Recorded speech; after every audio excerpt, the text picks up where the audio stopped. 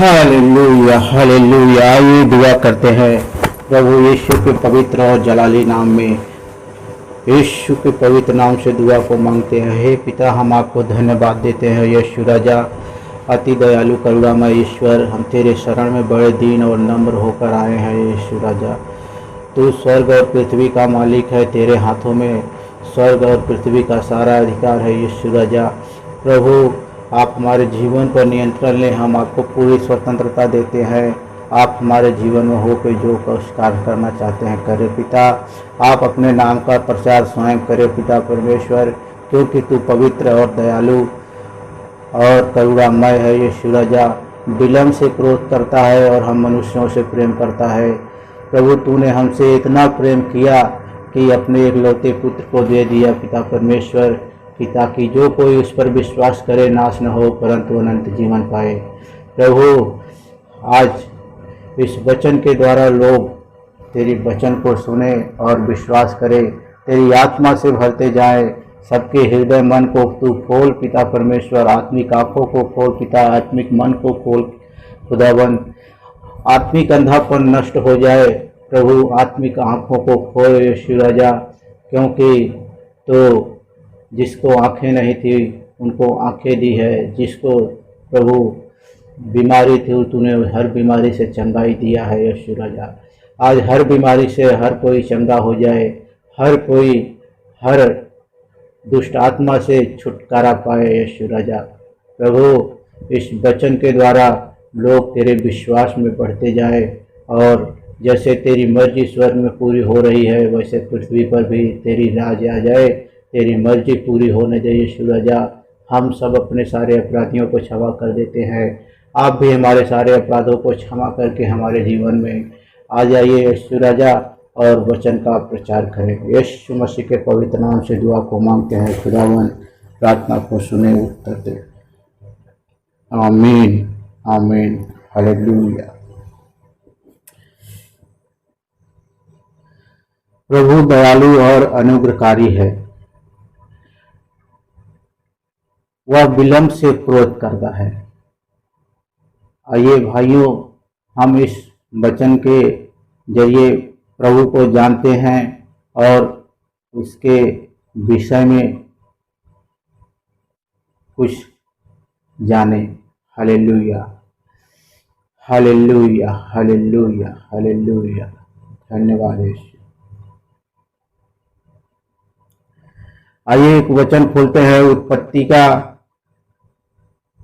पहला अध्याय वचन 26।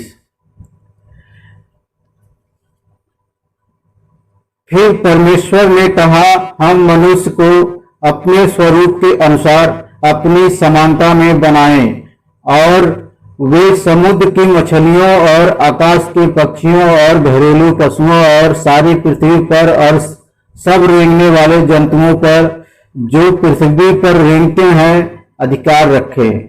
Hallelujah hallelujah. परमेश्वर ने कहा कि आओ हम मनुष्य को अपने स्वरूप के अनुसार। हालेलुया। परमेश्वर ने मनुष्य को, हम सब मनुष्यों को अपने स्वरूप के अनुसार अपनी ही समानता में बनाया है। ऐसा नहीं कि जैसे कि हमारे आंख है, कान है, नाक है तो परमेश्वर ने परमेश्वर को भी आंख, कान, नाक है, ऐसा नहीं। परमेश्वर कहता है कि जिसने तुमको आंखें दी वह अंधा नहीं है, जिसने तुम्हें कान दिया वह बहरा नहीं है, जिसने तुम्हें मुंह दिया वह गूंगा नहीं है। परमेश्वर बोलता है, बात करता है और हमारी हर काम कार्य को वह देखता है, उसकी दृष्टि हम पर सदा बनी रहती है। परमेश्वर कहता है हम मनुष्य को जब बनाया परमेश्वर ने, पूरी सृष्टि रचने के बाद जब लास्ट में अंत में छठवें दिन मनुष्य को अर्थात आदम को जब बनाया, तो आदम को जब बनाया तो अपने स्वरूप में बनाया। जैसा परमेश्वर का स्वभाव है, जैसा उसका स्वरूप है, वैसे ही परमेश्वर ने उसे बनाया मनुष्य को। और जैसे पेड़ पौधों सब जीव जंतुओं में, पंछियों में परमेश्वर ने उसी के जाति के अनुसार बीज डाला, उसी वैसे ही परमेश्वर ने मनुष्य में भी जब मनुष्य को बनाया तो मनुष्य में मनुष्य ही की ही जाति का बीज डाला और परमेश्वर अपने स्वरूप के अनुसार बनाया। तो परमेश्वर एक क्रिएटर है, सृष्टिकर्ता है। परमेश्वर ने जब मनुष्य को बनाया तो वो अब भी कुछ बना सकता है, कुछ भी क्रिएट कर, उसे बुद्धि दी परमेश्वर ने। जैसे परमेश्वर बुद्धिमान है वैसे परमेश्वर ने मनुष्य को भी बुद्धिमान बनाया। जैसे परमेश्वर स्वतंत्र है वैसे मनुष्य को भी स्वतंत्र बनाया। परमेश्वर स्वर्ग पर अधिकार रखा, स्वर्ग पर पूरा अधिकार परमेश्वर का है, वैसे ही परमेश्वर ने मनुष्य को पृथ्वी पर का अधिकार दिया। क्या लिखा है वचन में कि हम मनुष्य को अपने स्वरूप के अनुसार अपनी समानता में बनाए और वे समुद्र की मछलियों और आकाश के पंछियों और घरेलू पशुओं और सारी पृथ्वी पर और सब रेंगने वाले जंतुओं पर जो पृथ्वी पर रेंगते हैं अधिकार रखे। Hallelujah, hallelujah. परमेश्वर ने मनुष्य को ये अधिकार दिया कि सब पंछी, आकाश के पंछियों, समुद्र के मछलियों, रेंगने वाले सब जंतुओं पर अधिकार रखे, पूरी पृथ्वी पर अधिकार रखे। जब मनुष्य से पाप हो गया तो परमेश्वर ने ऐसा नहीं किया कि आप इसे नष्ट कर दें, क्योंकि परमेश्वर कहता है मैं करुणामय हूं, मैं विलंब से क्रोध करता हूं। पहली बात तो परमेश्वर ने मनुष्य को इसलिए नहीं, बहुत लोग कहते हैं कि परमेश्वर ने जब मनुष्य को बनाया, मनुष्य पाप हो गया तो मनुष्य को उसी समय नष्ट कर देना चाहिए था ताकि दूसरा आदमी बना देता और ऐसा ही दूसरा मनुष्य जब बन जाता तो वो पवित्र ही रहता। लेकिन जब आदम ने पाप का फल खा लिया, उसके अंदर पाप आ गया, लेकिन परमेश्वर की मर्जी से नहीं खाया, ना वो अपनी मर्जी से खाया, वो खाया तो शैतान की मर्जी से। शैतान ने जब भरमाया औरत को, औरत ने फिर औरत खाई, फिर औरत ने आदम को खिलाया। आदम अपनी मर्जी से नहीं खाया था। हालेलुया। तो इसलिए परमेश्वर ने आदम को नष्ट नहीं किया, अन्यथा वो अपनी मर्जी से, जैसे शैतान अपनी मर्जी से परमेश्वर से दूर हो गया, अलग हो गया, और अगर आदम भी अपनी मर्जी से अलग हो जाता तो परमेश्वर उसे भी नष्ट करता। लेकिन परमेश्वर ने आदम को आज्ञा दी थी, अधिकार दिया था, हालेलुया, कि तुम पृथ्वी पर फूलो फलो और पृथ्वी भर में फैल जाओ। Hallelujah, hallelujah. तो इस प्रकार परमेश्वर का अधिकार कहाँ रह जाता? परमेश्वर ने जो अधिकार मनुष्य को दिया था, अगर मनुष्य को ही नष्ट कर देता तो परमेश्वर का अधिकार वह कहाँ जाता था? परमेश्वर ने जो आशीष दी आदम को तो कि फूलो फलो और पूरी पृथ्वी में भर जाओ, तो वो अगर आदम ही नष्ट हो जाता तो फिर मनुष्य फिर और कहाँ से बढ़ता? इस वजह से परमेश्वर ने उसको जीवित रखा और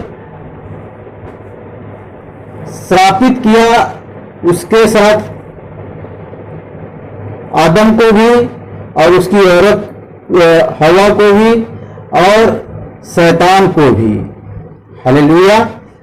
लेकिन परमेश्वर दयालु है और करुणामय है। परमेश्वर स्वयं, एक वचन हम देखेंगे निर्गमन 34वां अध्याय उसका 5वां वचन।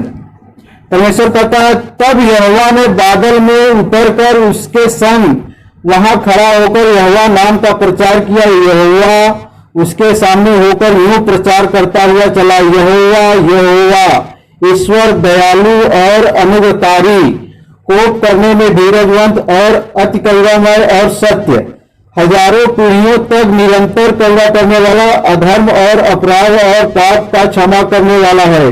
परम दोषी को वह किसी प्रकार निर्दोष न ठहराएगा। वह पितरों के अधर्म का दंड उनके बेटों वरन पोतों और परपोतों को भी देने वाला है। Hallelujah, hallelujah. परमेश्वर का कोप जब आता है तो बहुत बड़ा है। परमेश्वर दयालु भी है और न्यायी भी है और करुणामय भी है। परमेश्वर को क्रोध बहुत बहुत देर से आता है, और जब आता है ना तो जिस पर क्रोध आता है उसी को सिर्फ नष्ट नहीं करता, उसके वंश को भी नष्ट कर देता है। Hallelujah, hallelujah. क्योंकि परमेश्वर स्वयं कह रहा है कि परंतु दोषी को वह किसी प्रकार निर्दोष न ठहराएगा। वह पितरों के अधर्म का दंड उनके बेटों वरन पोतों और परपोतों को भी देने वाला है। Hallelujah, hallelujah. इसलिए परमेश्वर कहता है तुम जो कुछ भी करो सोच समझ के करो और सोच समझ के बोलो। हमारी हर शब्द को परमेश्वर के पुस्तक में लिखा जाता है। परमेश्वर दयालु परमेश्वर है, करुणा निधान परमेश्वर है और हमारा उपकार करने वाला परमेश्वर अनुग्रहकारी परमेश्वर है। यहोवा परमेश्वर कहता है ईश्वर दयालु ईश्वर, हालेलुया, अनुग्रहकारी ईश्वर है। वह कोप करने में धीरजवंत है, धीरज धरता है कि हमें सुधरने का मौका देता है, धीरज धर के खड़ा है और धीरज धरे हुए है। हम मनुष्य के पापों का उद्धार करने के लिए परमेश्वर ने अपने एक लौते पुत्र को दे दिया, ताकि जो कोई उस पर विश्वास करे नाश न हो परंतु क्या पाए, अनंत जीवन पाए। परंतु जो उस पर विश्वास नहीं करेंगे वह दोषी ठहर चुके। यीशु मसीह पर जो विश्वास नहीं करेगा वह दोषी ठहराया जाएगा। Hallelujah, hallelujah. क्योंकि यीशु मसीह ही परमेश्वर है, यीशु मसीह ही हम मनुष्यों के पापों को उठा ले गया, हम मनुष्यों के खातिर मारा गया, गाड़ा गया, तीसरे दिन जी उठा ताकि हम लोग भी जीवन पाए। हालेलुया।